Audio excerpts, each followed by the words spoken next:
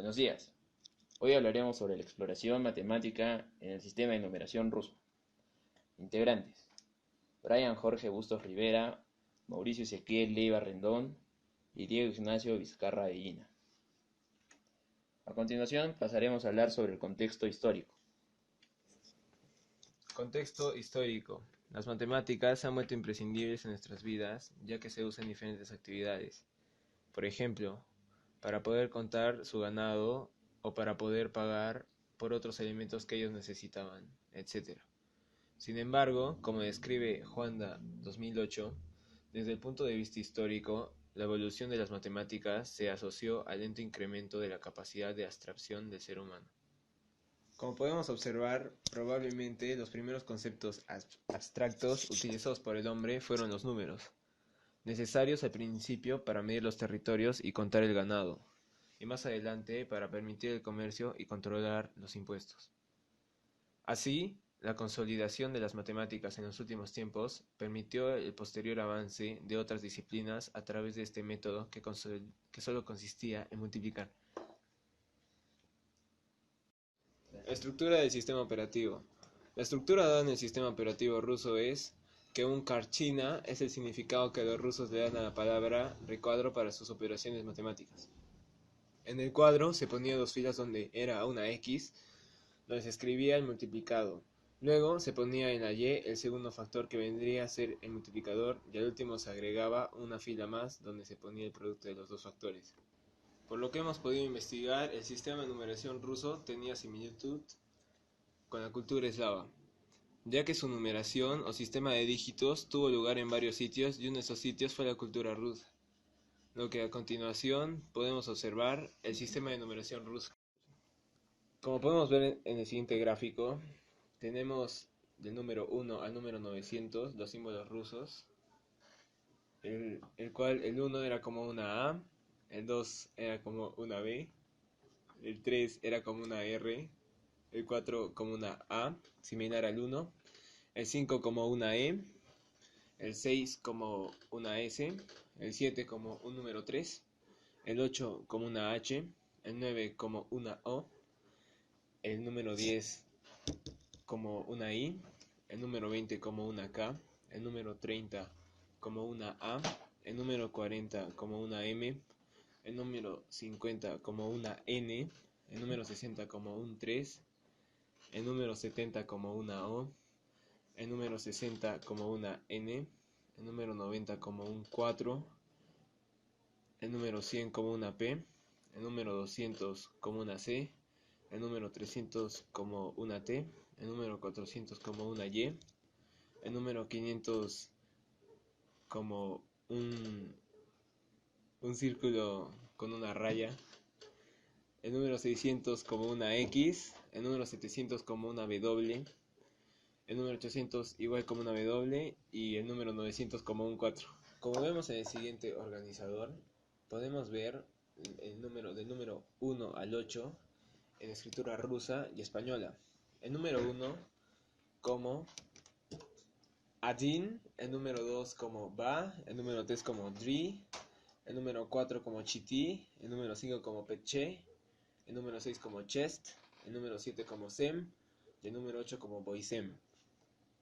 Estructura del sistema operativo. Esto nos lleva a indicar que el sistema de numeración se utilizó más que todo para llevar un sistema monetario.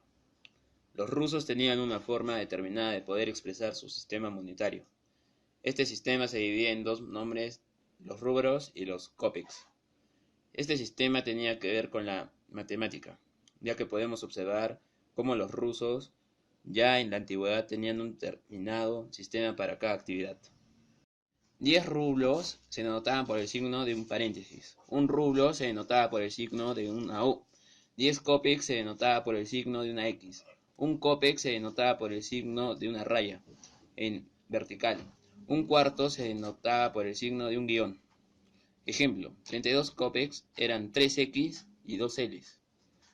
50 rublos eran 5 paréntesis. 25 rublos eran 2 paréntesis y 5 Os. 10 kopecks eran 10X. Estos trabajos fueron extraídos en diferentes libros, por ejemplo, numeración cirílica de Gray H en el 2001, de Juanda en el 2008, cuáles son las mejores matemáticas de los rusos en la historia, y de Mejía G en el 2012, lo antiguo y lo nuevo sobre los números y las numeraciones. Operaciones, multiplicaciones. En el sistema de numeración ruso solo multiplicaban, por lo tanto se hace un tablero usando X y Y. En la primera columna panean sucesivamente hacia abajo la mitad del número que quería ser multiplicado hasta llegar al número 1.